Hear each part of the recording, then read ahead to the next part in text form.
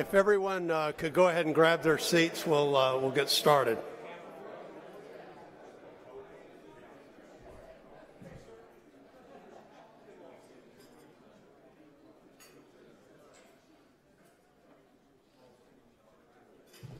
All right, well, good afternoon. My name is Kent Gwynn. I'm the mayor of Ocala, Florida. And as I told some of the folks from Gainesville that I've seen, it's always good to be in Gainesville. And so happy to be here and a member of USGLC. So it's my honor to welcome you all for a critically and timely conversation about the global threats and opportunities facing our country today and how America's role in world matters more than ever to our local communities. And as a mayor, this is personal to me. Every day I hear concerns from the community about the erosion of the middle class, loss of jobs to automation, and the ever-present worry, does the American dream still exist? And yes, it does. Those are real concerns, and I don't take them lightly, but I can assure you that pulling back from the world just isn't the answer. And yet, for the second year in a row, new proposals in D.C. have threatened to cut America's development and diplomacy programs by 30%. And for the second year in a row, America's role in the world is being debated on Capitol Hill and at kitchen tables around the country. Here in Florida, the U.S. Global Leadership Coalition has assembled a powerful group of leaders from around the state to push back on those measures. And I'm proud to be one of them alongside Gainesville's Mayor, Lauren Poe. These leaders are Democrats, Republicans, independents, pillars of the business and faith communities, humanitarians, civic officials, military veterans. And they've all arrived at the same conclusion. America must continue to be a global leader. Amid the growing numbers of global crises we must lead, pulling back, especially now, is simply not in our nation's interest. I'm not exaggerating when I say that the stakes have never been higher. So it's our hope that when you leave here today, you continue this critical discussion and share what you've learned about America's role in the world with your family, friends, and colleagues. Now, before we begin, I want to take a minute to recognize the men and women who are here today who've sacrificed so much in the defense of our nation and most deeply held values, and they deserve our appreciation and support for their service. Will all veterans in the room please rise so we can salute you?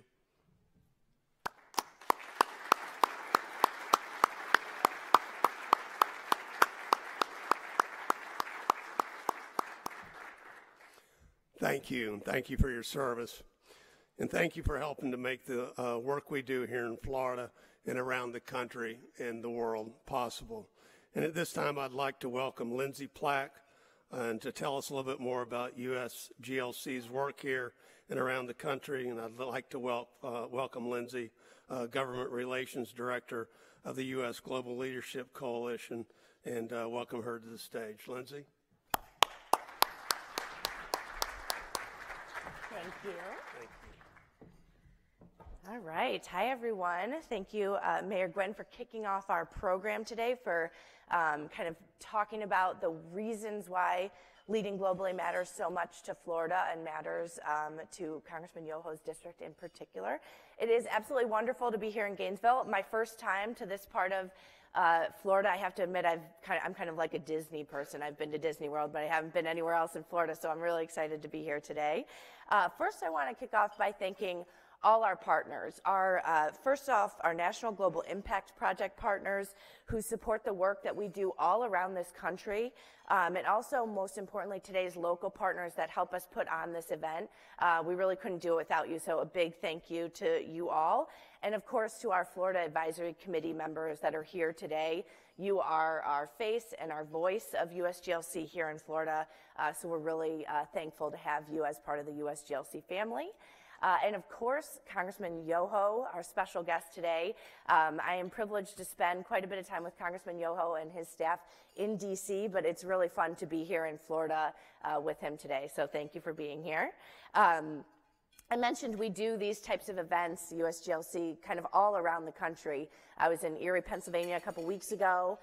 We did something in Southern Virginia just last week, and now we're here in Gainesville. It's absolutely the best part of my job to get outside of DC, especially in the summer, and have these meaningful conversations about America's role in the world and what that means to communities all across the country, including here in Gainesville. So that's exactly what we're going to dive in today during our panel discussion. We're going to talk about the power of diplomacy and development and really try to make the connection between what our engagement overseas means for our national security, what it means for our local economies here in Gainesville around the country, and of course what it means for the values of our nation, who we are as Americans, and how we represent that overseas. So I'm really looking forward to that. But first, I want to take a quick poll among all of you. This is election season. There's a lot of polls going on right now. So we're going to start with a poll here. You have little note cards and pencils on your table. I want you to think about the question and write down something. Why does leading globally matter to Florida? Why does it matter to Gainesville? Why does it matter to you? Just think about that for a second. I'll give you 15, 20, 30 seconds to think about why our engagement overseas matters. And just write it down quickly, and then we'll see how we do. There's no wrong answers in this poll, so take a few seconds. If you look closely at all the different pillars we have around the room, might help you, some guesses.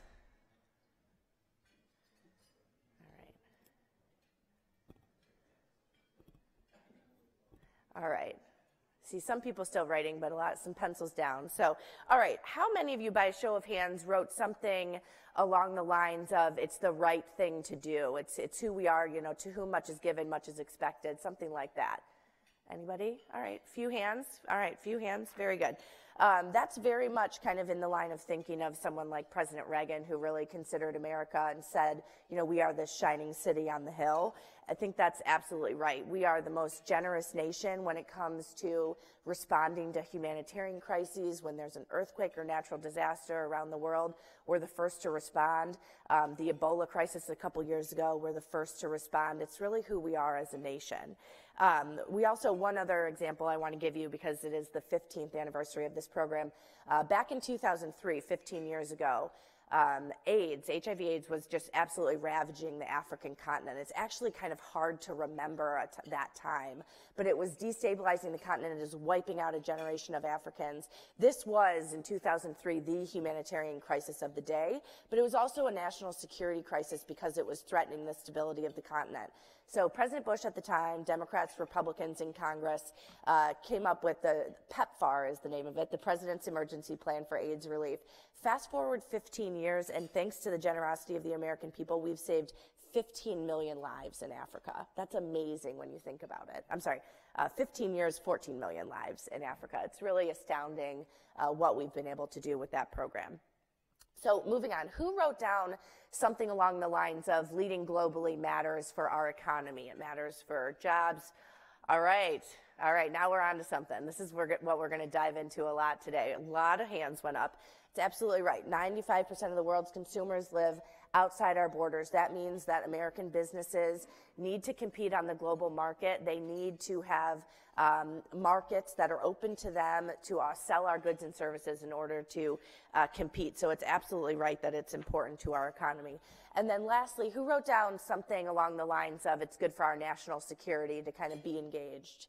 All right, good. Lots of hands on that one too, and that's exactly right.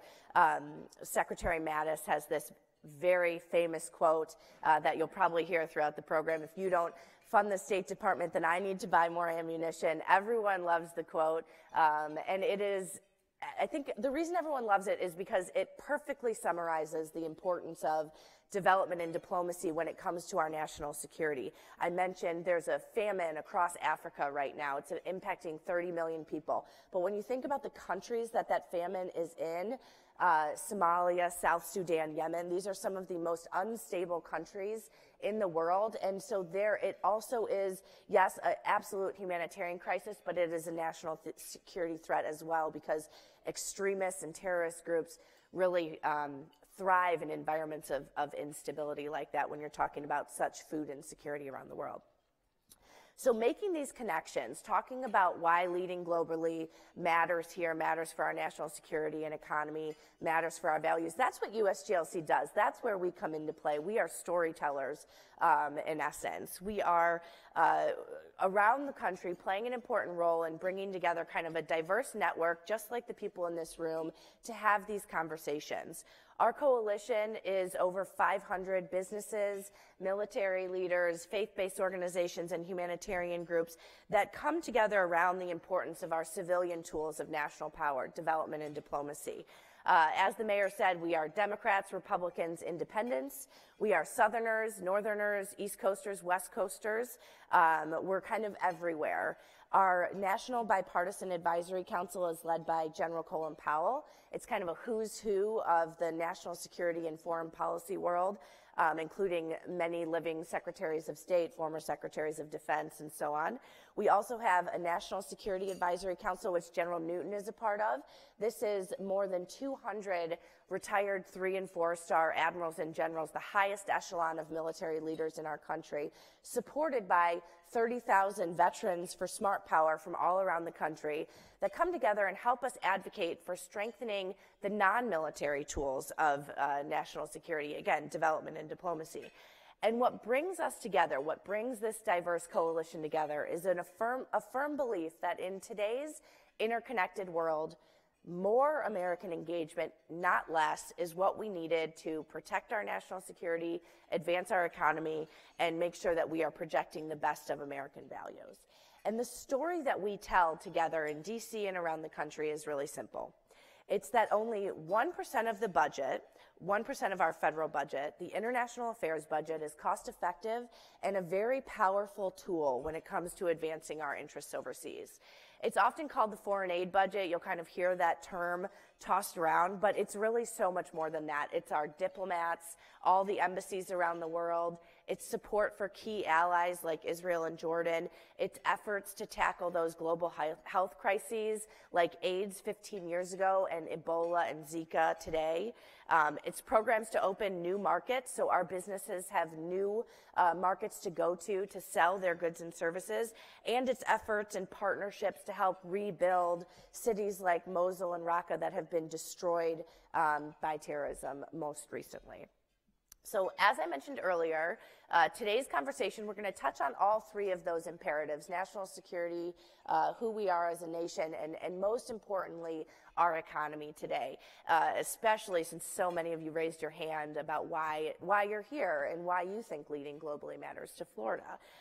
We have a congressman, we have business leaders who will really dive into this economic imperative, but I want you to hear first from some real experts on this issue. So.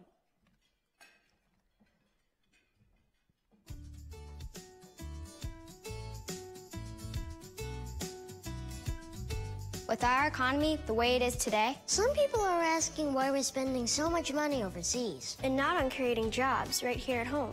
Well, actually, we're not spending much money. Just 1% of our national budget goes to the international affairs budget. That's not a lot. And helping create American jobs is just what that money's doing. If you want to create jobs, you have to create more demand for products and services. You need more customers. And where are American companies finding more customers? Not here, but here. And here. And here. 95% of the world's customers live outside the U.S. 95%? When we sell goods to them, they're called exports. U.S. exports counted for a big part of our economic growth last year. Half went to developing countries. And their economies are growing 3 times faster than developed countries. And every 10% increase in exports equals a 7% increase in jobs here. So, how do we increase exports? Build new markets for American goods and services. Remember that 1%? America's international affairs budget helps fund programs that improve health and education, supports agriculture development, builds a stable economy, and creates new markets. So if we don't go to the biggest, fastest growing group of consumers, other countries will. Other countries already are. Investing a small amount in global development and diplomacy is not only the right thing to do, it's also the smart thing to do. To make our economy stronger. To create more jobs. For my mom. For my dad. Or my neighbor. For me.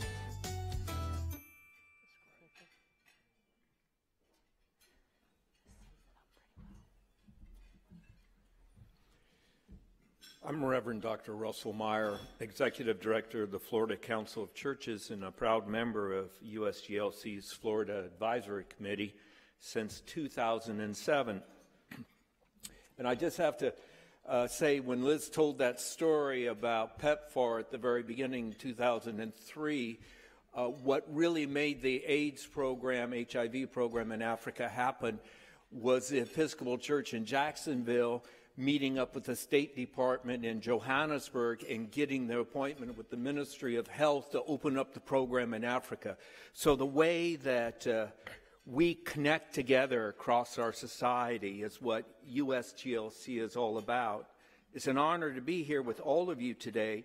In promoting global development, we demonstrate true American values and advance our interests around the world. Today, the United States is providing foreign assistance in new and more effective ways than ever before. The 70 largest faith-based groups put in 7 cents for every tax penny spent in relief and development. Add to that the overseas mission work of local congregation and goodwill groups.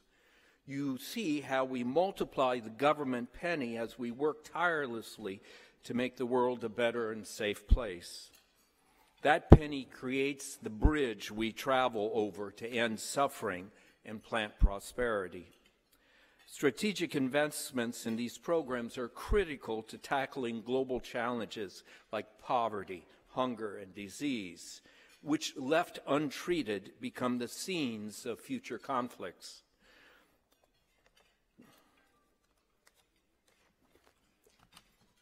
Oh, I love Florida humidity.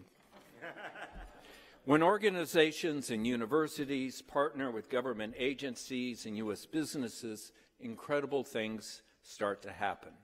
From offering life-saving medical treatment to teaching girls and boys to read and write, ensuring access to clean water, providing relief after disasters.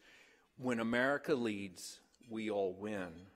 We do this because it's the American way, and that affirms our own humanity. And to be honest, it just makes good sense, and from my perspective, is good faith. I know that Ken Lawson and the many members of our business community here today agree. Ken? Thank you, Reverend. Hi, I'm Ken Lawson. I am the president and CEO of Visit Florida, and you're right. Where are you? I do agree, all right? I am a proud member of the USGLC's Florida Advisory Committee. I'm here this afternoon on behalf of the many large and small businesses around the country who know that local economies are linked to the economic currents of the world. 95% of the world's consumers live outside of our borders, and today's fastest growing markets are the developing world. These are the markets of today and tomorrow. But in order to advance American interests in these markets, we rely on the strategic investments in diplomacy and economic development to do what private business cannot: help fight corruption, promote the rule of law, and open markets for America's goods and services. These critical programs, funded by the International Affairs budget, help to keep America competitive in the global marketplace, which is key to our economic prosperity here at home.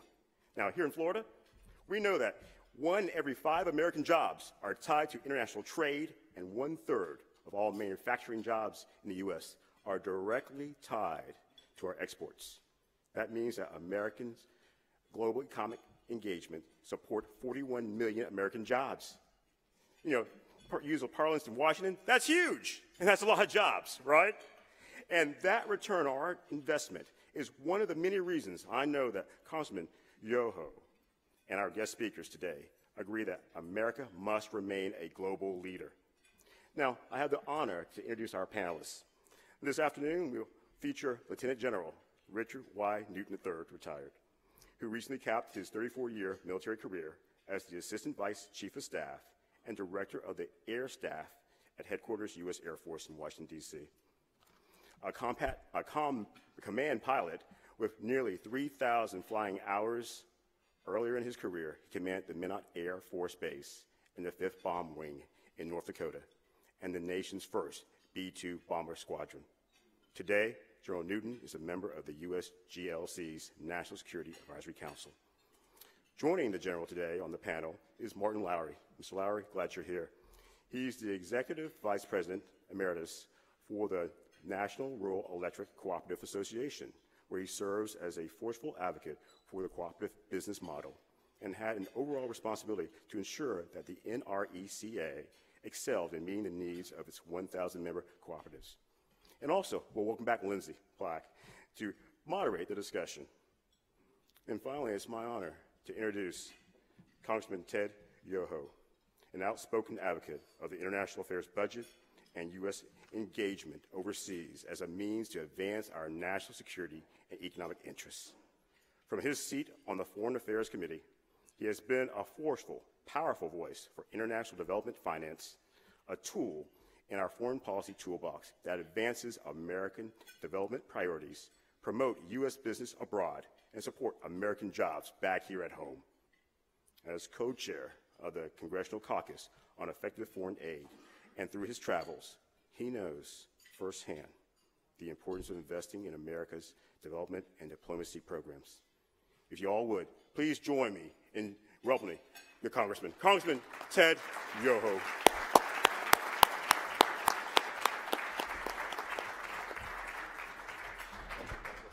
Thank you, Russell. Sir, thank you. Kenneth, thank you, buddy. Appreciate it. Hello, everybody. Is this too loud? Perfect. That's what I wanted to hear. I thank you for allowing me to come here and have the honor to be here. I see so many people that are familiar and some that aren't. I'm going to just open up and say when I came to Congress, I wanted to cut foreign aid. I ran on this as one of my pledges, and I proclaimed this to people in crowded rooms that were standing. And I see a lot of the people that were here, and they were cheering, saying, yeah, well, let's cut it, because I didn't think that was a role for the United States government. Yet today I find that's not a reality. So was I wrong? Was I lying? Or did I become more educated of what we're trying to accomplish? After 5.5 years in Washington, one becomes more learned, I guess you could say, about what you can and can't do. Our founding fathers said open and fair trade with all nations, and they warned of entanglement with other nations' internal affairs. So for 128 years, America, from 1789 to 1917, we as a nation, for the most part, stayed out of foreign conflicts until 1917 when the United States entered World War I. Then reluctantly again, we entered World War II. Since then, our foreign aid arm has grown like a weightlifter on steroids. The world has been devoid, and I know I'm making the people that invited me here nervous, but hang with me. The world has been devoid of a world war since then, but we have been in many conflicts around the globe since then. The Korean conflict, Vietnam, Bosnia, the Gulf War, and many, many more.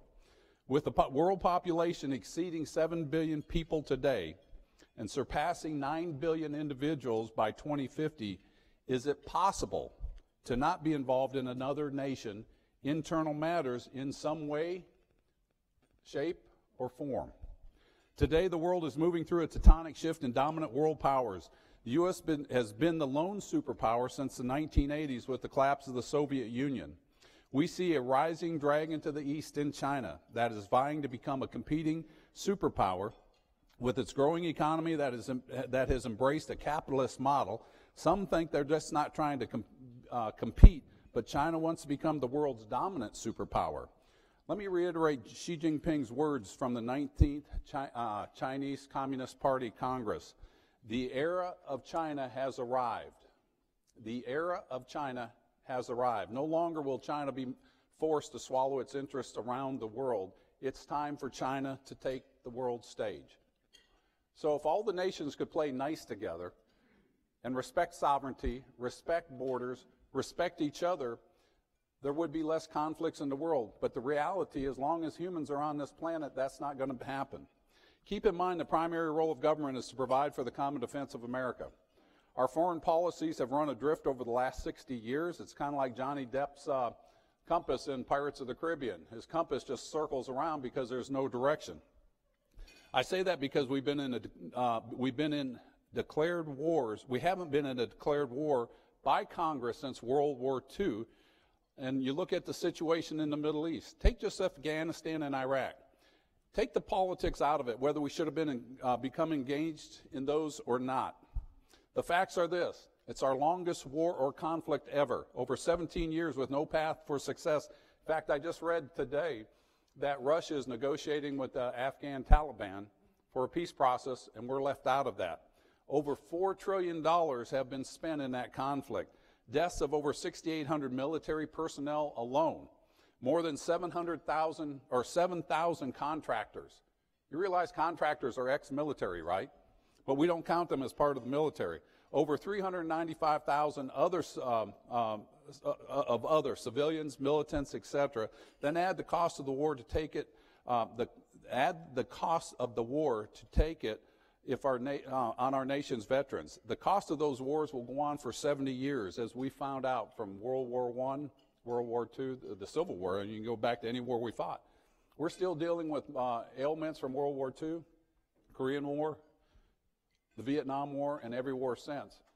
Here we are 50-plus years since Vietnam, and we're taking care of veterans. We're spending millions of dollars to demine populations around the world. And so the cost of war goes on for generations.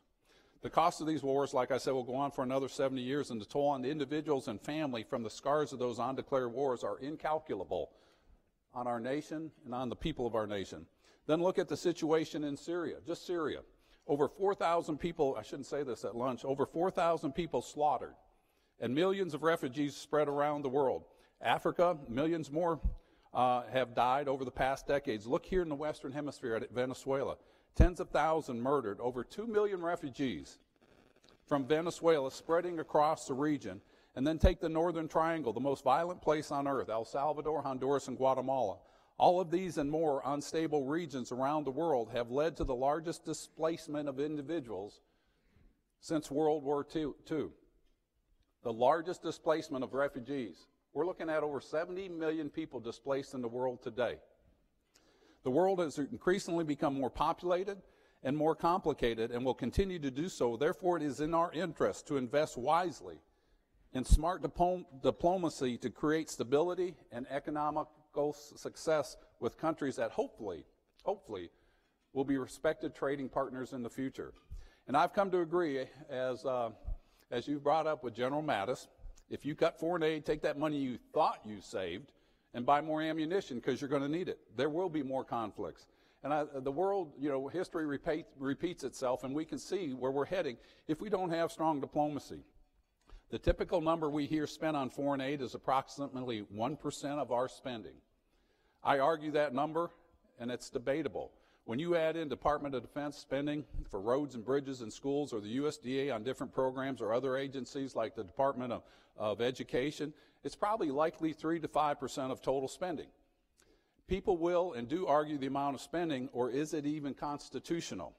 I don't want to focus on that, because we are here today. We didn't create this situation. We're in this. Like I said, until World War I, we had done a good job not becoming entangled. But we're here. What do you do? How do you solve this? And how do you back down? Let's look at what poor foreign aid policy does, or lead to, and I think those examples I gave are very pertinent. So why foreign aid, and how you look at it? Who's controlling our slides? Can we get this first slide coming up? It's always nice when they spell my name, right? All right, foreign aid. You look at U.S. foreign aid. Some people look at it, we all look at foreign aid differently. Of course, I look at it differently than somebody else, and we're going to go through this real quickly. Some people look at it as decreasing poverty in other parts of the world. All right, go to the next slide. Other people want humanitarian assistance, okay? I think there's people, Reverend, you talked about that in the beginning. Go to the next slide. I can't read that one. What's that say? Prevent starvation. Hunger. We want to go into these countries to prevent hunger. Go to the next one. Security, national security. We got to have national security, so let's get foreign aid to have better governance. Go to the next one. And I think you get the point. You know, some people want it for education, some for medicine. So we all look at this differently. Foreign aid is a box. I'm going to take out of it what I want. You're going to take out of it what you want. Somebody else is going to do something else. So is it wrong to criticize somebody that, say me, I want to wean countries off foreign aid and move to trade? And some people say, well, that's insensitive. You should be more caring. I am caring. Some people want to just do humanitarian or medicine or something like that. Keep in mind, it's a tool that we use as a government for foreign policy. And so the goal is, how do we move forward? Regardless of how you use or why you use foreign aid, if we're going to use it as a tool for diplomacy. Let's be wise and efficient with it. I think we can all agree with that, right? I was in the DRC, where we have given billions in foreign aids over the decades. President Kabila wouldn't meet with us. He couldn't find the time to meet with us, even though the American taxpayers have given billions of dollars. So we met with his cabinet, and I asked a rhetorical question. I was kind of shocked how fast they answered it, and I wasn't expecting them to be so forthright. What do you do for social programs? And they said, well, what do you mean? I said, feeding the hungry, medicine, education, housing. This is what he said. We have you. Does that shock anybody? We have you. We have America. Folks, that's unsustainable. That's unsustainable, especially in the economic situation our country is in today. And I'm thinking, we got a problem here. We're doing projects to teach people how to raise food, and we're doing a great job. We can teach anybody how to do anything for themselves. This nation, nobody can do it better than us. Whether it's teaching them how to grow farm animals or grow crops or things like that. But listen, if you don't have the infrastructure to grow that product, whatever it is, if you don't have potable water that you can rinse a carcass of an animal off, or if you don't have the road to get to the refrigerated place that requires electricity, if you don't have that, you're not doing anything. All you're doing is just repeating what didn't work in the past. We have got to do a better job with our foreign assistance. And our whole job, and I hope the people that are with the NGOs in here, I hope your goal is what I talk about all the time. I want you to work yourself out of a job. Because if we work ourselves out of a job, that means we've left in our path a legacy of an infrastructure and an economy that's developing. And leave that economy growing, that we partner up as trading partners. If we look at past successes, we should learn and emulate those successes and repeat them. We can then move from aid to trade. And that's our whole motto that I come at foreign aid. I want to move from aid to trade. But if we encompass all those things that were on the board, we're all going to accomplish that, and we'll be satisfied knowing that we raised the living standard in that country. We decreased poverty. We got rid of starvation. If we look at some examples, let me illustrate a few. 12 of our top 15 trading partners once were recipient of foreign aid. South Korea was devastated after the Korean conflict. We invested millions, and today South Korea is one of our strongest allies in the region and our 6th largest trading partner and approximately our 9th largest importer of agricultural products. What do you say we build on this success model? 43 of our top 50 ag importers once were recipients of foreign aid. Take Vietnam. Vietnam has received billions in foreign assistance since the Vietnam War, yet today they're the 16th largest trading partner and our 10th largest importer of ag products. Again, let's build on these successes. Therefore, let's transition, and you're going to hear this a lot, from aid to trade. And I think we're all in agreement that would be a good thing, because if we do that, we've accomplished the foreign aid that we're looking for. And transition from aid to trade to quickly as we can, giving dollars versus giving dollars out in perpetuity. I don't want to repeat what we've done in the DRC, the Democratic Republic of the Congo, where we have given billions, and they're out playing golf. They're not feeding their people. Why does Africa have it's 1.11 billion people, 650 million people today does not have electricity?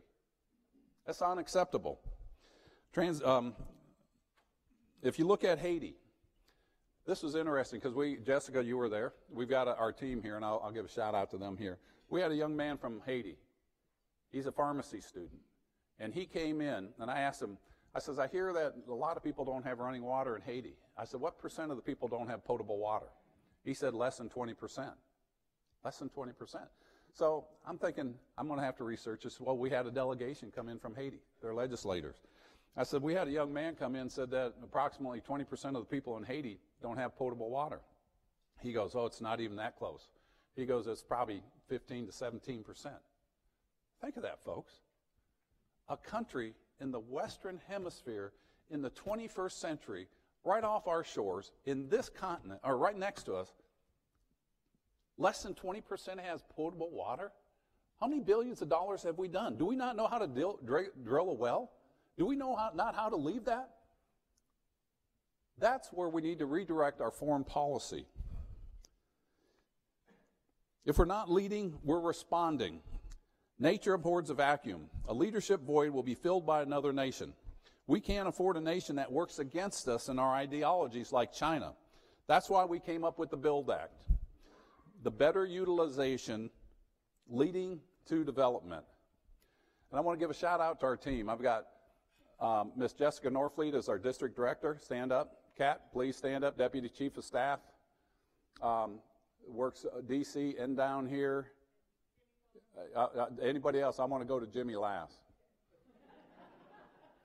James Welsh. Jimmy, stand up, buddy. Jimmy is our legislative director. Jimmy is the one that has done the yeoman's work on the BUILD Act, and I want to take some time to talk about this because you'll have a respect for this young man and the work and the effort he has done on this program. The whole goal, again, you know, I come from kind of just a type A personality. I want to get in, fix stuff, and I want to leave, and I want you to be able to carry on after me. And I know that's insensitive, and my wife tells me that all the time, but it's worked well for me. And the reason it's worked well for me is I've got a great team around me that picks up the mess. And so you guys know that. So describe briefly what the BUILD Act is. I didn't have to read that part, but it was in my notes. The BUILD Act is a way of reforming foreign aid. There's an organization, semi-private, out of the U.S. government called OPIC. I'm going to say this because it's OPIC is OPIC, not OPEC, the petroleum. OPIC, I didn't know what it was when I came to Congress, so it's not unusual to find other representatives that don't know what OPIC is. But we've got people in Congress that don't understand what OPIC is. They've never heard of it, and they've been in Congress 5 to 10 years. OPIC stands for the Overseas Private Investment Corporation. It is an organization that's been around since '71. It's returned money to the American taxpayers 40 out of 41 years. Yet it has not been updated. So look at your telecommunications equipment or your TV from 1971 and compare it to today. Has it changed? It needs to change. And so what we did with the BUILD Act is took the successes from OPIC. We get rid of OPIC and it absorbs into the BUILD Act. And we go from lending $23 billion available in foreign aid, and we raise that ceiling to $60 billion. And I've got people say it's not the role of the federal government. I agree. But how did Afghanistan and Iraq work with $4 trillion and thousands of lives lost, hundreds of thousands of lives lost when you add in the people from those countries, and the displacement from Syria and those other places around the world? That's not the role of the United States government either. Our goal should be to stabilize these economies. And so what the BUILD Act does, it builds off of the model of OPIC, returning money 40 out of 41 years. But we increase the leverage of it. And we increase it by not just raising the cap from $23 billion to $60 billion. We increase it by being able to partner with other development finance corporations. Japan has one, the UK has one, Canada has one, but we're excluded by teaming up with them on, say, a hydroelectric or an electric project in Africa or the Honduras, Central America, anywhere in the world. We can't partner up with another country on the same project because of the way OPIC was set up. And OPIC was authorized, but it hasn't been reauthorized, but it's running on that autopilot without reauthorization. But yet it's returned money 40 out of 41 years. And I think that's a good investment for America if it's not taxpayer money coming from you to give to President Kabila in the Congo that we don't get a return on. And so we partner up with other countries. We've raised the ceiling cap. We can lend in foreign currency before we couldn't. We can take payments in that. And this is the unique part that really leverages what we can do. We partner with outside enterprises. Say a company wants to go into Cambodia to build an electric plant. There's high risks of going into some of these countries. They can't get the lending from normal institutions. But with OPIC, we give risk mitigation, government risk mitigation insurance, and they're looked at this way. When I first went to Congress, we met with Elizabeth Littlefield, who was the president of OPIC. And I wanted to know, how does this work? Why are we doing this? I said, what's your rate of return when you look at an investment? She goes, it's 8 to 1 or better. I'm like, well, that's pretty good. And I said, what's your failure rate? She goes, it's less than 0.1%. I said, well, virtually you have no failure rate. And then she told me it returned money, to the American taxpayers. I said, why don't we know about this? How come we in government don't know about this? This needs to go out to the American people so they stop complaining about foreign aid like I did. And I said, we need to have a campaign, tell everybody. And then I caught myself. I said, you know what, if we do that, government will find out about you and they'll screw you up. That's probably not politically correct, but that's what I told her. And so we, since 2013, 2014, we've been working, how do we reform this? And I'm proud to say with the work that James has done and our team, that it's a bipartisan bill in the House that's passed out of the full Foreign Affairs Committee unanimously. It passed on the House floor of the U.S. Chamber unanimously. It passed out of the Senate Foreign Affairs Committee unanimously. And it's coming out of the Senate floor. There's 2 holdups. I don't want to tell them who they are, do I? Okay. I really do want to tell you, so you harass them. But this is something that is in alignment with the administration. They want it taken care of. They want this tool. Mike Pompeo has opened up meetings on the Foreign Affairs Committee, both in the House and the Senate, saying, we need this. This is something we need. And I'm about to wrap it up here. If we don't invest in foreign aid, it goes back to what General Mattis said. And I want you to think about Afghanistan and Iraq, an undeclared war, an undeclared conflict. And it sounds nice. Well, we're not in a war. We didn't declare it. Over 10,000 American lives have been lost. Over $4 trillion of the American taxpayers' money. What is the return of that?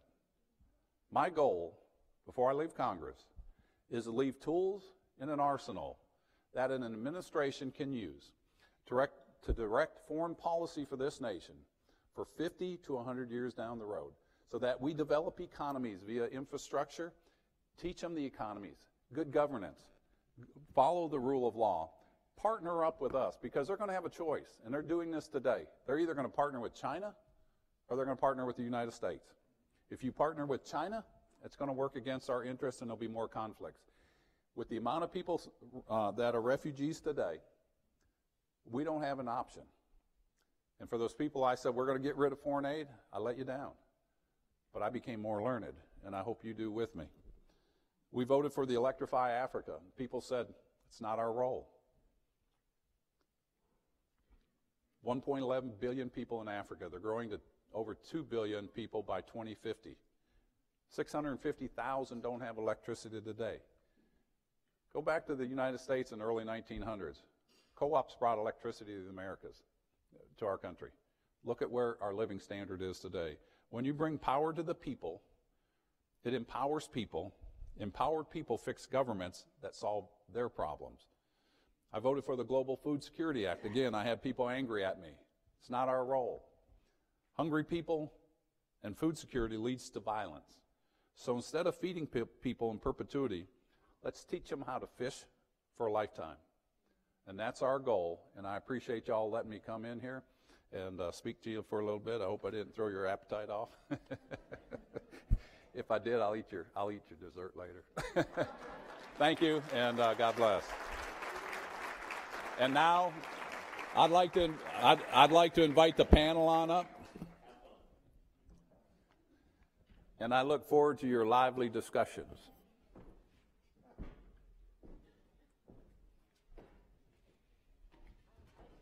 Thank you, sir.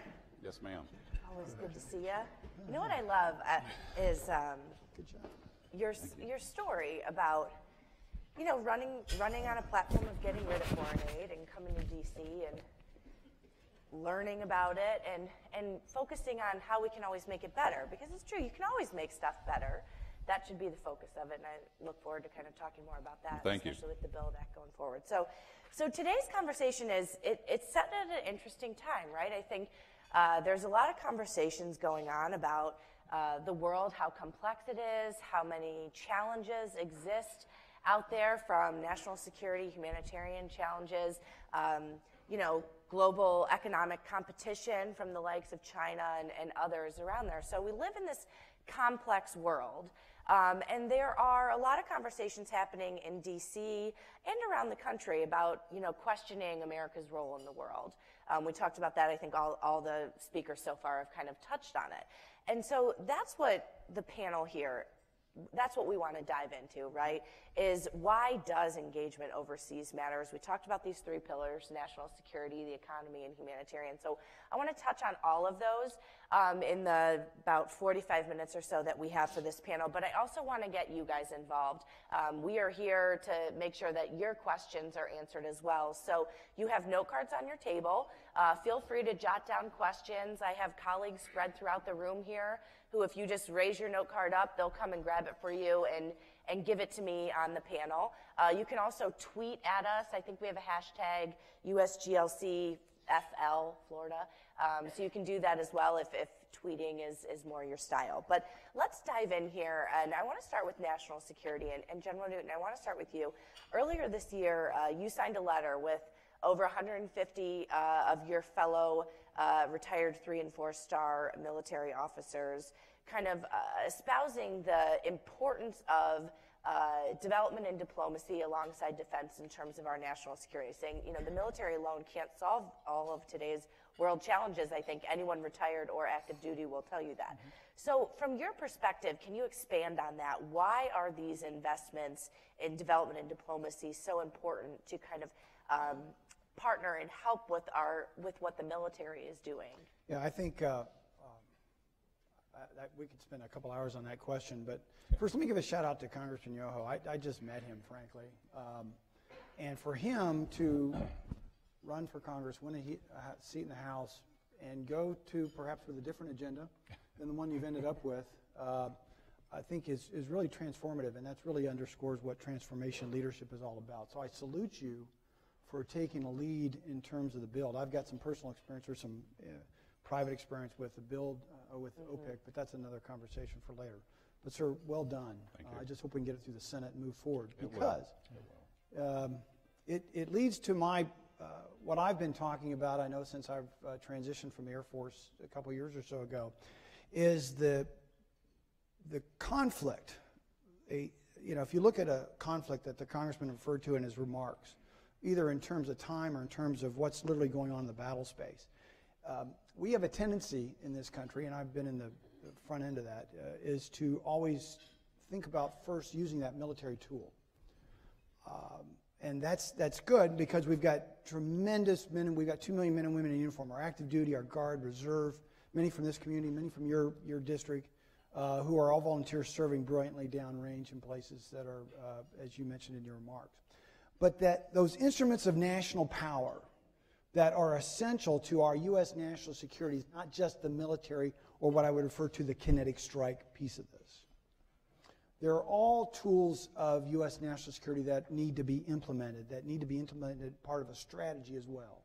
And that includes economic, finance, diplomatic, information, and certainly the military aspect of that as well. And so we've really taken it at liberty. Then General Mattis, when he testified in Congress a couple years or so ago, if I don't fully fund the State Department, is what he said, I'm going to need more bullets. Right. Well, it's not just the bullets, it's the men and women who volunteer and serve our nation's uniform, but also those who are serving in the State Department and other parts of the government that are also, we've got hundreds of people in Syria that aren't in the military, they're part of the State Department team. And so that's what's important to me. It's not the bullets per se, although it's a great quote and it's appropriate, but our son-in-law, Rob, is Air Force Special Operations pilot, and he's in a very select unit, and he's on his 6th combat deployment right now. And so how many more deployments will there be for Rob and his cohorts when we're here back in Gainesville 4 years from now, talking about challenges across the globe, particularly in the Mideast area and Africa as well. So to close, again, it's about taking all U.S. instruments of national power, part of a U.S. global strategy, again, that you referred to. Aid is important, but return on investment on that aid is very important also, and that's what the BUILD Act is going to do. And therefore, take someone who is now serving in my capacity, or Robbie, there may be one less deployment we'll have to go through in order to prosecute the nation's national security objectives. Congressman, I want to get a little bit more specific on national security and talk about North Korea. You're chairman of the Asia-Pacific Subcommittee on the Foreign Affairs Committee.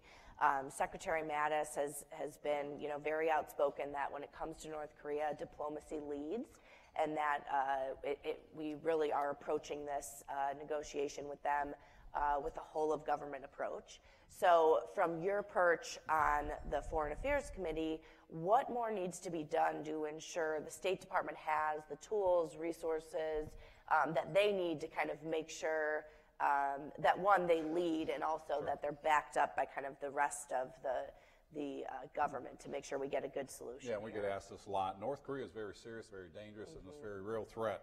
But it's not our biggest threat. Our biggest threat is, number one, our debt. Number two would be China. But we've got to deal with North Korea. We've moved into negotiations. I'm very proud of President Trump to take that bold step and say, you know what, I'll meet with you. That shows leadership, and I know he gets criticized for that, but we're at the table, and we're at the table seriously this time. The thing that's happened in the previous 3 administrations is they opened up negotiations. They were weak on negotiations. We backed off of sanctions. This president is moving forward with sanctions. What we're doing, and this is what I feel really good about from the Asia-Pacific Subcommittee that we chair, is that we've gone after the Treasury Department and the administration and said these entities, whether it's a business doing funneling money for North Korea through Hong Kong, or China's running some money through this entity in Hong Kong or anywhere else in the world, we're going after those. And so these countries and companies have to decide, we're either going to do business with the United States or North Korea. That's their choice. And the goal is to have enough quivers, and I like to use that word, we put enough arrows in the quiver that an administration can use as a tool. And then the other thing is we call them out when they're not using them.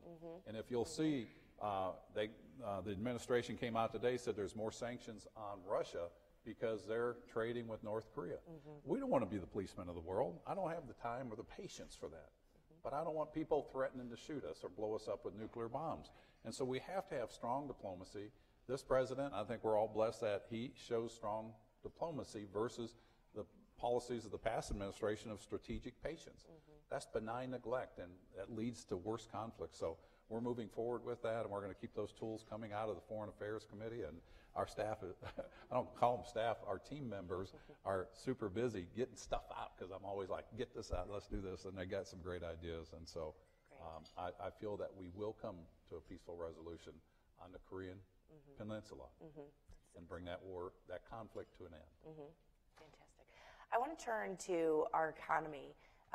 So many of you raised your hands when we wrote down that poll question of why leading globally matters locally. And I think, again, today, this is a kitchen table issue, it's a city council issue, it's definitely a DC issue about how to make sure to kind of continue to bolster our economy and provide good American jobs for people here. Martin, I want to start with you. NRECA, National Rural Electric Co-ops of America, as I think the congressman said, really powered up this country. Yeah. And you're now working to kind of help power up Africa. And so, one, I want you to tell us a little bit about that work, but also make the connection to why that's good for our economy here, and the long-term effects of some of these development programs, how that influences or how that impacts our American businesses being able to kind of go over there and invest and compete. And I have to piggyback off of Congressman Yoho, right on target. There's no question you can show historically that rural America is strong to a great extent because of the electrification program that started in the 30s and the work that was done to create cooperatives, which gave ownership to the farmers and ranchers and gave them a sense of purpose in terms of coming together developing agricultural cooperatives, for the markets that they needed, for inputs to their work.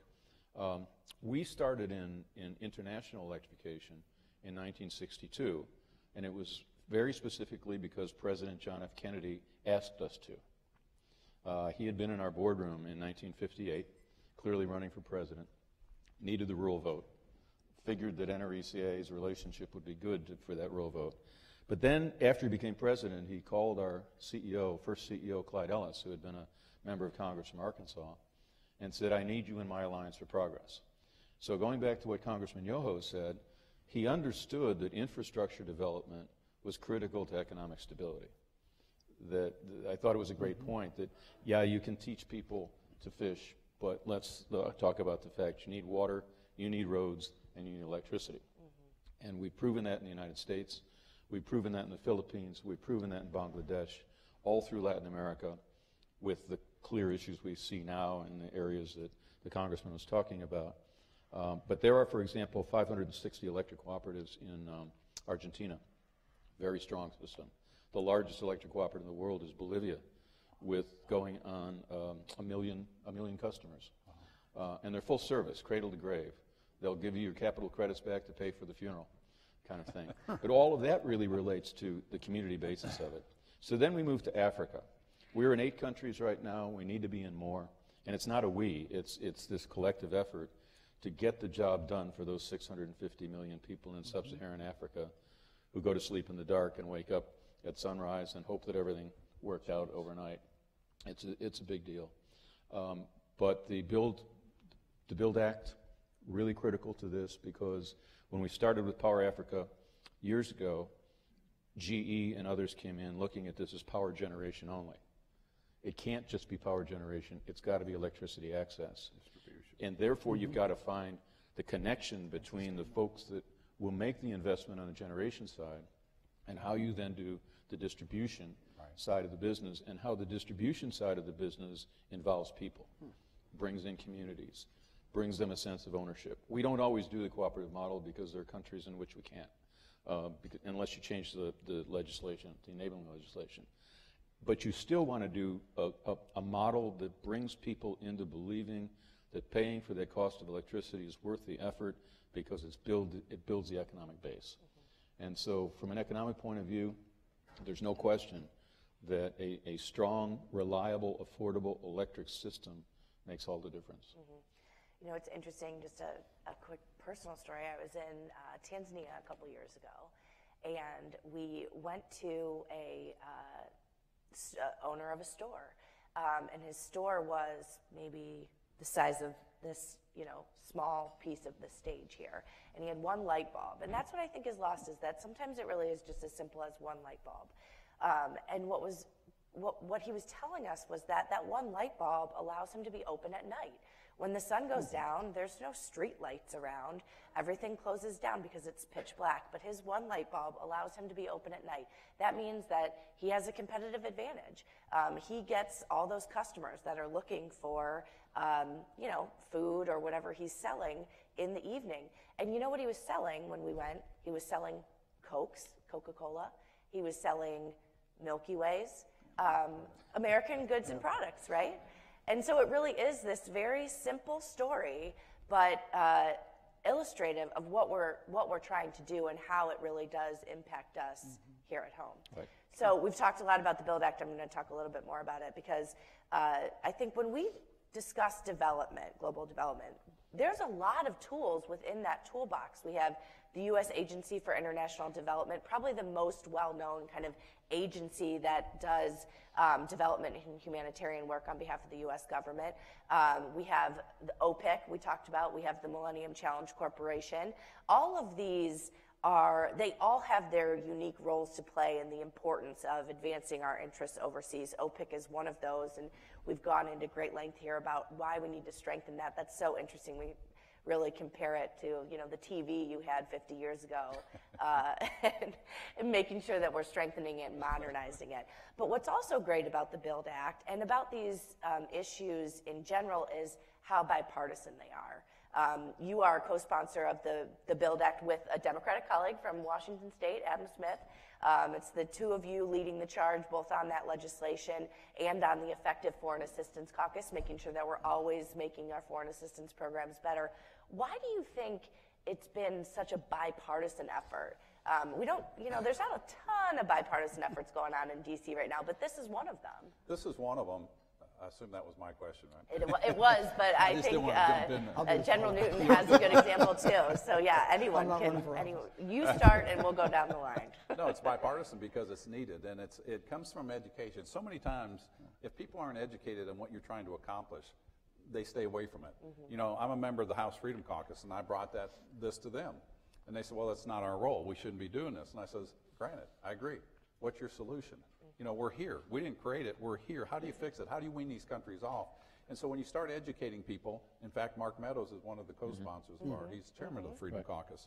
When you talk to people about your options, and compare, all right, we don't do this. Let's do another Afghanistan and Iraq and Syria or Venezuela. Let's do something else, and spend trillions of dollars with no return. The unique thing with the BUILD Act is we develop a development finance corporation. And so instead of giving that money out to these countries, if you look at the DRC, billions of dollars in foreign aid over the decades. If you look at El Salvador, Honduras, and Guatemala, the most violent area on earth, which I find hard to believe when you look at all the other violence going on, we have given billions of dollars there, and it's given out in grants or just cash, and we get no return. So this is a way that we go in, instead of giving cash out, we invest in that country, like with GE or with a co-op, to bring in the infrastructure, the very basic things, or potable water, or piped water, and we develop that. It's more of a loan, and they pay us back, and we partner up with the expertise of private industry, and they bring in their capital. And we had Mike Pompeo on the Foreign Affairs Committee, and he was just talking about this bill. Jimmy was there, and it was really exciting because I didn't have to bring it up. He's promoting my bill, and I'm like, go, go, go. This is great. It's a good advocate to have. And I says, my only concern is we can't compete with China. Not that I want to compete with China, but China's invested over $4 trillion in the One Belt, One Road initiative that's working against Western republics or democracies. So they're working against the beliefs that we have.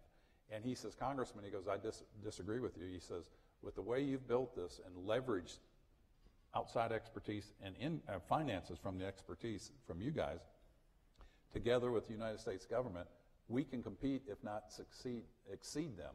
And so I was excited about this because, again, we're going in, building those basic things that we need, any country needs to develop an economy that'll create the jobs, that'll keep the people at home, that calm the conflict areas down, and then we can work on good governance and all that other stuff. I just want to get the infrastructure in there and let somebody else deal with that other thing. And it's so complementary to the different levers of U.S. government influence and what we do kind of in the broader development space too with USAID. Can I add something real quick to those? China is a fascinating country, and they're growing in stature. We talked about this continuum of U.S. national security. China, by the way, is growing leaps and bounds their global navy. From just East Asia into Pacific, and sir, you being on the subcommittee, understand that clearly. But also they're starting to grow a long-range bomber capability, oversea bomber capability that could put into harm's way places like Guam and Hawaii eventually. Something they've never done before. So to take this idea of not only the challenge we have from China from a military standpoint, but also from an economic standpoint and an international standpoint, their influence, not only in their region, but now globally, is where also I think where the BUILD Act can help us up our game, if I may, in terms of being influential in places that we assumed that we were going to be a leader in, but we no longer are now. And so again, this continuum of conflict, but this continuum of toolkits, Quivers is a great, and to take those capabilities. Can I add to that? Please. Just real briefly. In the Western Hemisphere, in the country of Haiti, China has invested $10.3 billion in their port. Does anybody not think that there'll be one of their naval ships in there right off our coast? That should have been America in there working with that government. Great point. Absolutely. Yes. All is not lost in Africa. I hosted for USGLC the ambassador from Kenya to the U.S. a couple of months back. And we talked about China, and he told us that they passed legislation in Kenya to prevent China from using all Chinese workers on their infrastructure development projects, and that they cannot be the prime contractor on the projects, that there has to be an independent prime, and they come in as a sub. So I think that tells us that there's a bit of a wake-up call on the part of some African countries. Malaysia's doing that too. But U.S. has got to be ready to fill that void. Exactly. Or to follow. That's the point. That's right. And I think countries want us there too. If you ask them, they want us, they want U.S. partnership because we are there for sustainable solutions to get to your point, kind of go in and help fix the problem, but in a sustainable way. Don't just go in, build a port, and leave, or put our workers in there and then pull our workers out. It's about training, Kenyans to do the work themselves, so it's a sustainable program. Let me turn to kind of the third pillar I want to hit, and that's humanitarian values, kind of who we are as a nation. So a quick audience question, and also I'll say I'm just going to ask a couple more questions here, and then I'll turn to your questions. I have some note cards, but if you have any other questions, write them down, find my colleagues, and they'll give them to me in just a minute. But a question for all of you guys. Over the last 25 years, has the proportion of people living in extreme poverty globally, has it increased, decreased, or stayed the same? This was a recent survey done where they asked Americans the same question. So over the last 25 years, do you think the proportion of people living in extreme poverty has increased, decreased, or stayed the same? How many think it has increased? Okay, handful of you. Living in poverty? People living in extreme poverty. How many people think it has decreased? Good. How many people think it's stayed about the same? Okay, really interesting. We have a very smart audience here and very smart panelists. It's actually been cut in half, which is really interesting. Most people that were asked this question in the survey, 95%, got it wrong. But we really have made a great deal of progress in addressing extreme poverty or global health crises or this kind of thing over the last several decades. And so the proof's in the pudding, right? These programs work. We are seeing investments. It might take a while, but we are seeing these pay off for us in a big way. So, Congressman, I want to ask you, actually, you mentioned during your remarks the Global Food Security Act. I think this is a really good example of sustainable solutions to development problems. The quote that says it the best is, give a man to fish, you feed him, give a man a fish, you feed him for a day, teach a man to fish, you feed him for a lifetime. And that's essentially what Global Food Security Act does and Feed the Future does. It teaches smallholder farmers the skills to be better farmers. What that does is create stability for themselves and their families, creates markets for their villages and for their communities to buy and sell from, and eventually leads to a global market for our businesses as well. There's also a national security imperative here. Food insecurity is a really big driver of extremists use it, the vulnerability of a society that's food insecure, to bolster their efforts and recruit for their terrorist activity. So expand on that for us. These humanitarian challenges that we face, these development challenges like addressing food insecurity, why is that not only in our humanitarian interests, but also kind of our economic interests and our national security interests as well? Well, I think you pointed that out well. We just had a group that came in, ex-military, that are working with an NGO in Iraq, up where the Kurds are, and a lot of the Christians got run out of there. And as ISIS went through there, they destroyed any existence of a farm, all the farm equipment that they could, thousands and thousands of pieces of equipment. So people want to repopulate that area, but there's no food, there's no infrastructure. So our goal is to help them do that. But I asked him a very important question. What is the rule of law, and who's going to govern? He couldn't answer that. And I said, so what you're telling me is you're going to go in there, we're going to spend money, we're going to teach people how to farm, but if we don't have the rule of law and the infrastructure, we're repeating what doesn't work. I want to know what's going to change in there. And we talked about some other things, and hopefully they'll work things out. But if you don't have that basic infrastructure that you can build an economy around, like I said, we can grow food. Jack Payne's here from IFAS. And Dr. Bola has gotten a $44 million grant to teach people how to raise food animals. But if you don't have, like we talked about, the water to wash them, the refrigeration, the road structure to develop a market, to a place to sell them, you're creating a job. And so that's why it's so imperative that it's all encompassing. I focus on more the infrastructure. Again, that's my personality, but I'm smart enough to realize you're going to work on this segment, you're going to work on this segment.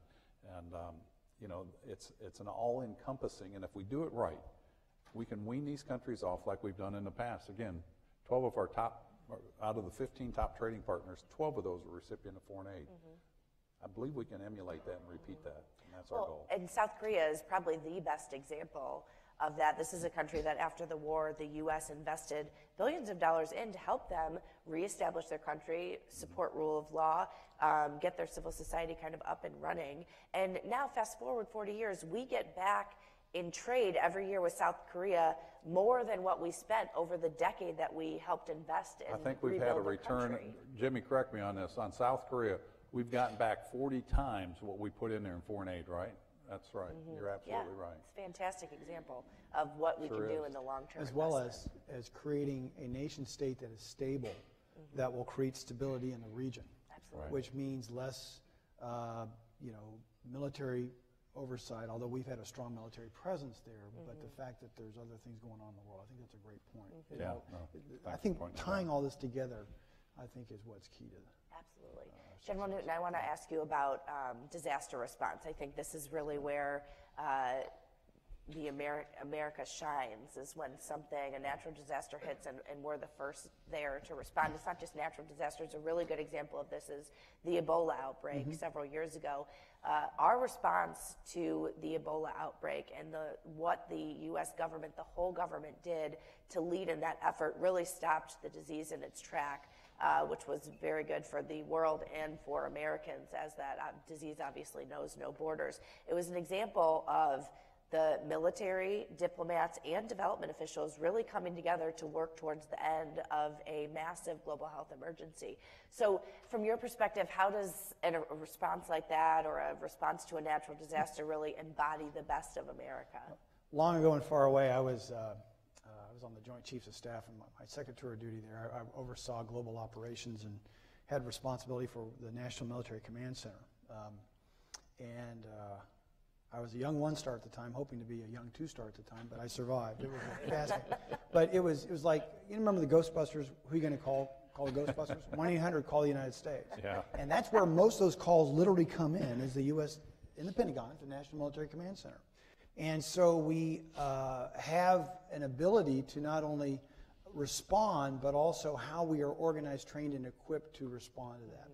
And I think as those calls come in, literally, and how we respond, it's not just the capabilities that we deliver, but it's also the timeliness of it as well. The challenge we have, though, sometimes is we have a tendency to go to the situation, like you, I'm kind of the same way. Go to it, solve it, okay, next problem.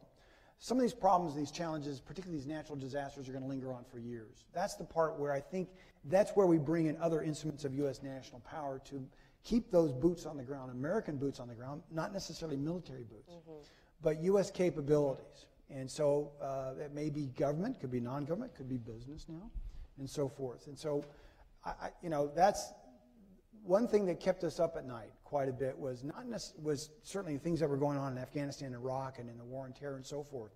But that other black swan that's going to come by, that Haiti, or that thing that's going to happen in Africa, or perhaps another earthquake is going to hit that's going to strain the United States, first starting with U.S. military, but then the rest of the infrastructure. Yeah, I think we could do a lot better in coordinating these. Yeah. We were involved in Haiti on the electric generation side. Yeah.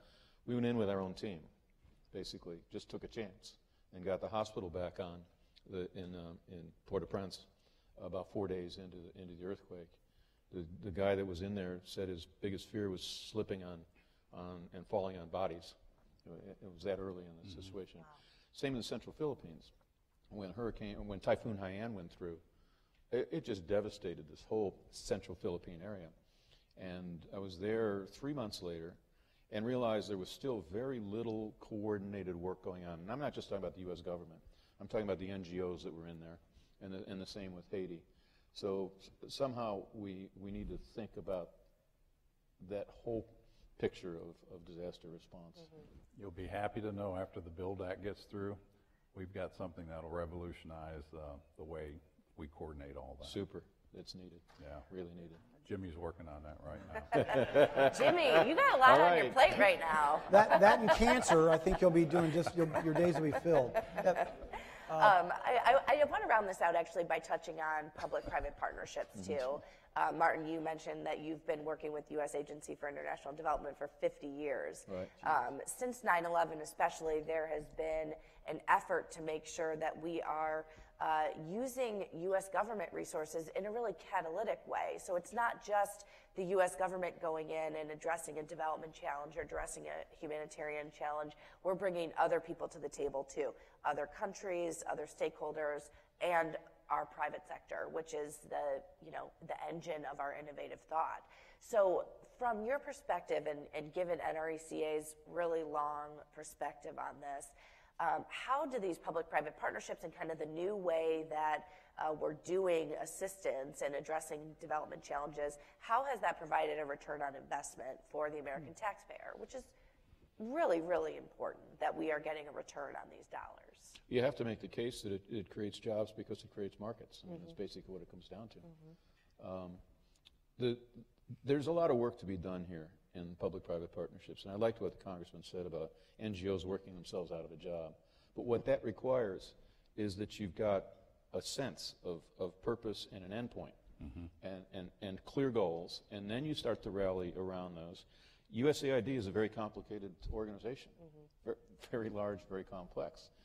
As are most government agencies. And there really does need to be much better goal setting and metrics that are accepted by all parties.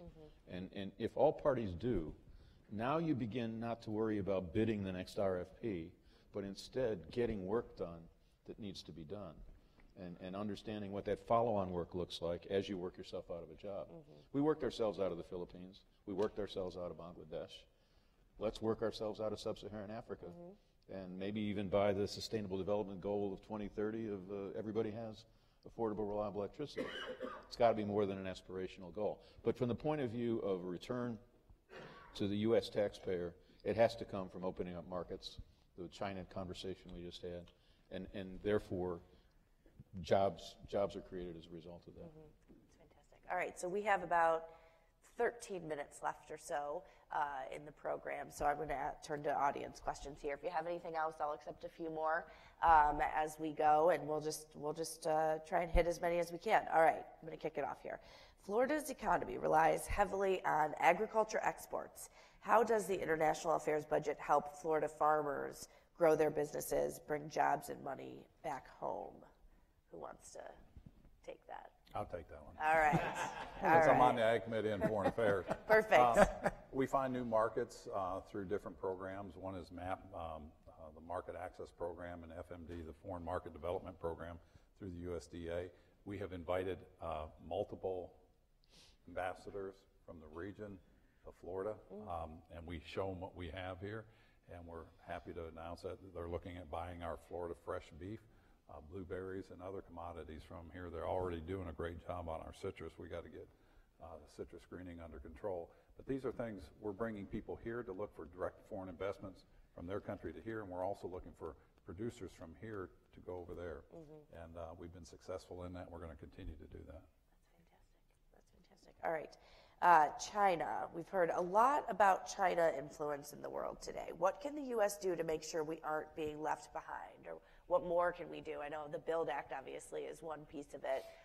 General Newton, do you want to start? Maybe we'll I think perspectives here. My 30-plus years, first we started worrying about post-Vietnam and then Russia, then the Soviet Union and so forth, and then we got into a number of small-scale contingencies in the 90s and then 9/11, and so here we are right now. China, meanwhile, has grown tremendously in capabilities from an economic, financial standpoint, but also militarily. I mentioned to you earlier that Their Navy is growing. It's become a blue water Navy, a global Navy. The point about the port in Haiti is exactly underscores an example of their interests. Their Air Force and their ability to then launch from China and strike long-range targets and so forth. That is a growing concern for Jim Mattis and also for our national security team that we hadn't seen before. It also leaves open the door for what we've been talking about here is why it's important for us to engage globally, because U.S. self-interests are around the world, but they're being endangered, if you will, maybe not directly in a kinetic fight with China, but also in other realms of their national security interests are again, engaging with our national security interests in places that aren't necessarily in East Asia or in the Pacific. It's a global. And so if you think in terms of 20, 30 years from now, I'm told now that through my dealings in the private sector, the Chinese economy is going to become the largest, most powerful economy in the world. Okay, how are we as the United States going to deal with that? Mm-hmm. And last point is again, it's not just how we are engaging militarily, but how we are in partnership with other aspects of the U.S. Efforts internationally, diplomatically, financially, economically, and so forth. That's going to be the solution to facing China. Mm-hmm. Fantastic. Anything to add, or was pretty good just in my sector, the whole Chinese investment in solar manufacturing seemed to have tanked, but I wouldn't take that as the end of the story by any means. When you look at the development of renewable energy around the world and who is going to have that market, and it should be our market, but we have, I think, right now one viable solar manufacturing operation. That's a very interesting question.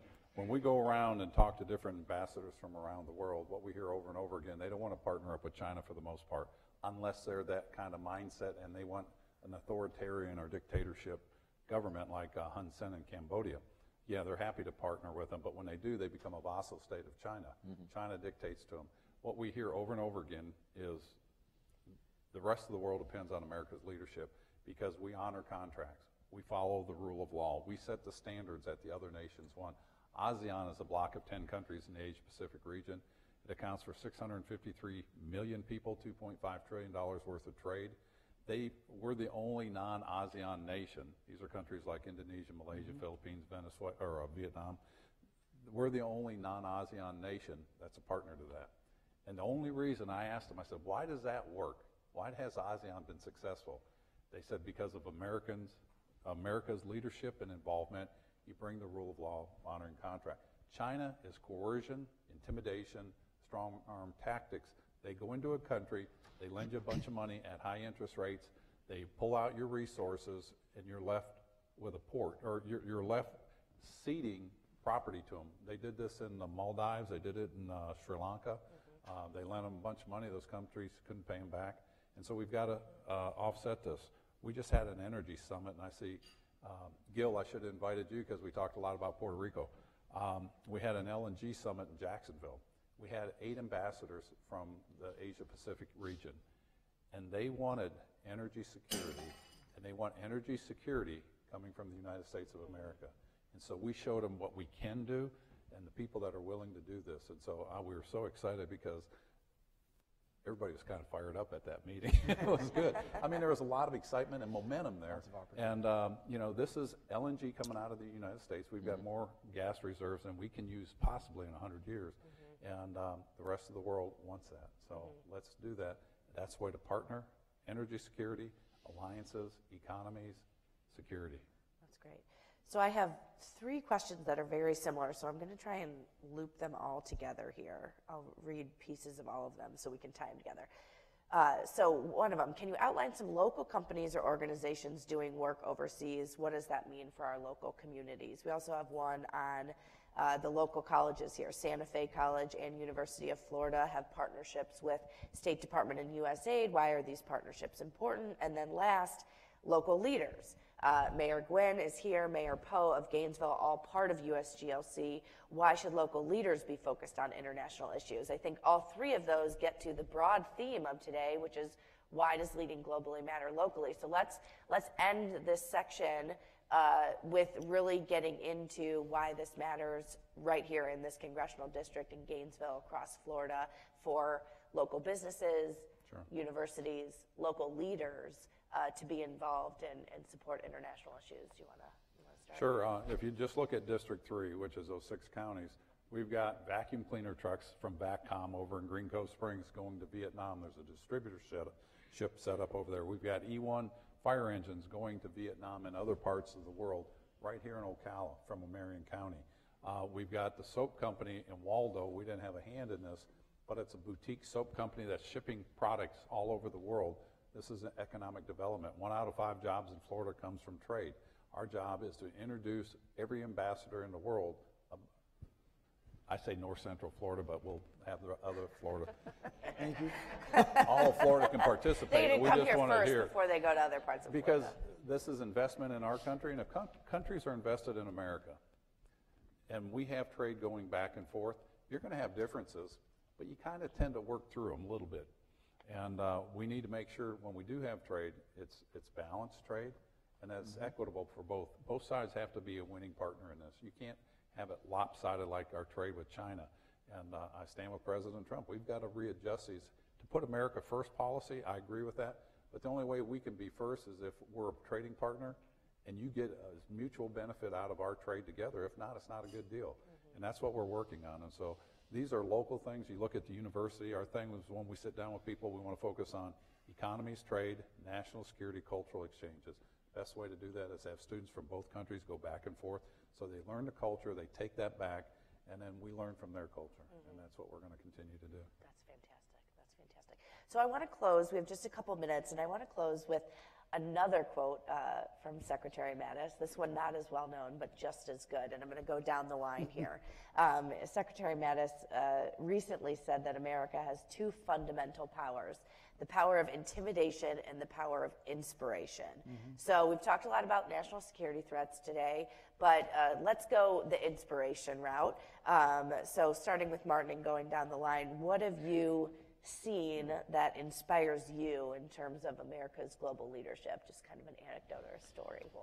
Independently, we'll give Congressman Yoho the last independently of my work with electric cooperatives, I'm also involved with the global cooperative movement. I'm on the board of the International Cooperative Alliance, representing the U.S.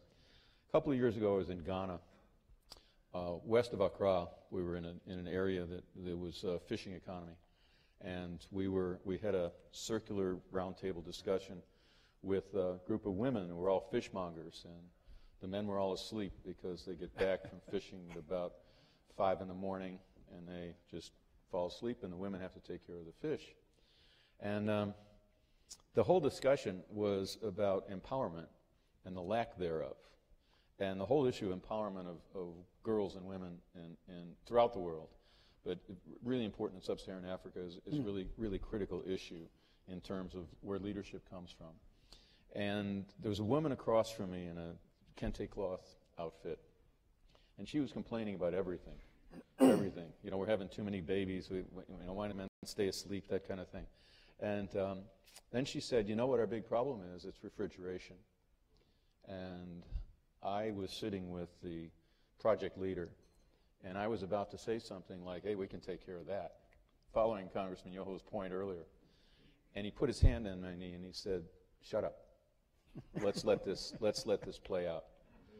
And about 20 minutes later, this woman said, we're going to get this done. I'm tired of this. If we can't refrigerate those fish, we're going to continue to be going nowhere. And refrigeration of freshly caught seafood is a really critical global issue. And so he said, Madame, you are our leader.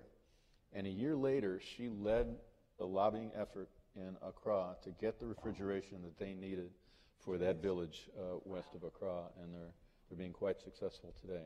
So that was very inspirational to me around the idea of empowerment and not being the ones who are always going to solve the problem for the rest of the world. I felt very good that I was told to shut up for a minute here and let's see how this can play out. You know, they didn't need my money. Yeah. They needed their own sense of self-empowerment. Yeah, that's fantastic. General Newton. It's Interesting. Jim Mattis keeps coming up with one-liners. I tell you that. And I know him. He's good. He's extraordinary. Good with the quotes, yeah. You know, by the way, just a side, we're having a Jim Mattis as Secretary of Defense and a Mike Pompeo as Secretary of State. I got to think it doesn't really get a whole lot better than that. It's a good team. It's a very good team. I'm inspired by today's men and women in uniform. And I'll tell you why. As I mentioned, my dad just passed away. He was a West Point graduate, class of 1950. Served in Korea, combat in Korea and Vietnam and so forth. He used to, he wasn't a particular fan of Tom Brokaw, but he read his book, The Greatest Generation. And Tom Brokaw talks about World War II generation being the greatest generation. My dad said, now, I think today's men and women in uniform are serving, particularly since post 9/11, are the greatest generation. All volunteers in serving in really a very high pace, high operations tempo environment around the world globally.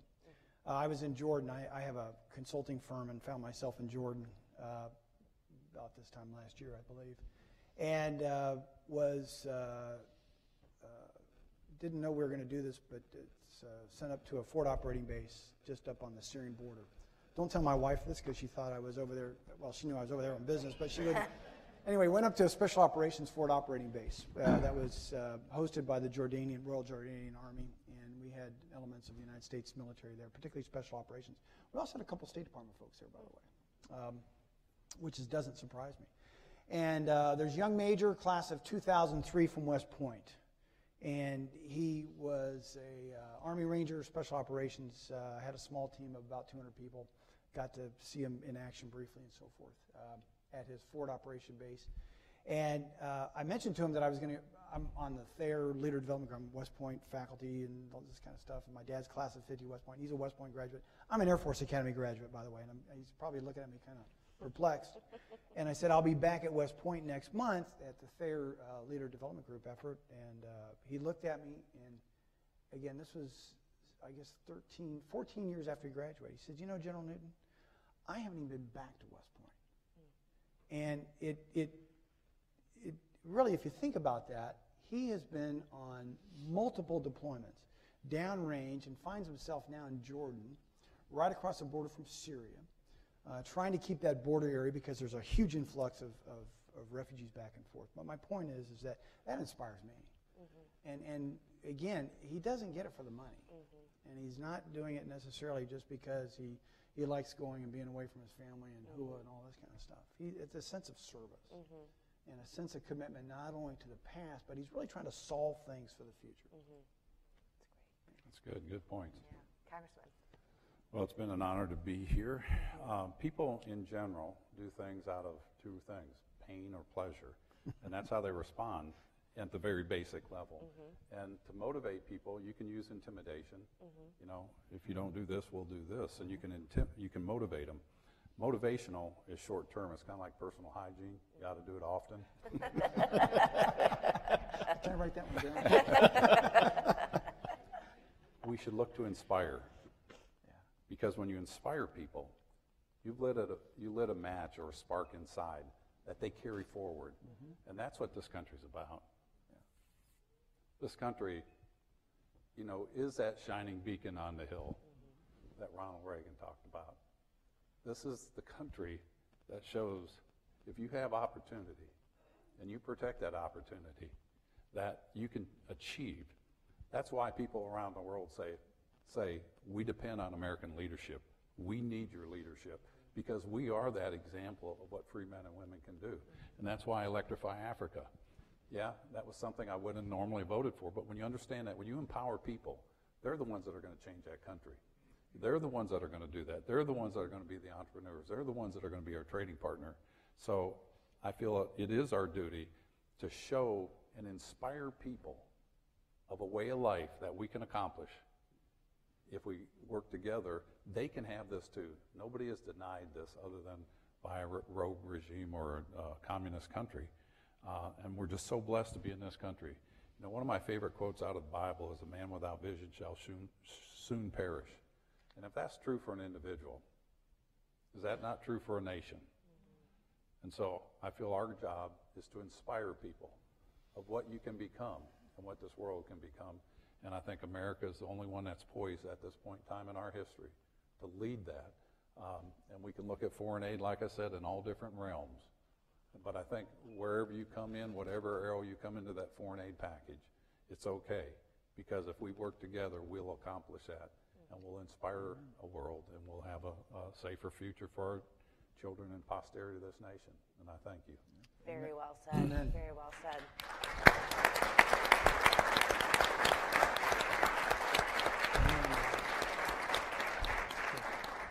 Thank you. That was excellent. So to close us out today, I'm going to introduce you to my colleague Liz Casson. If you don't know her, you should. She runs our operation here in Florida. She's going to close us out, and then I thank you all for being here today. Liz. Hi. Thank you, Lindsay.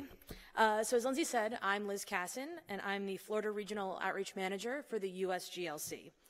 First, I'd like to give a huge thanks to all of today's speakers for leading us in such an important and timely discussion. And another thank you to our Florida Advisory Committee and event partners. Let's give another round of applause to all of those who helped make today possible.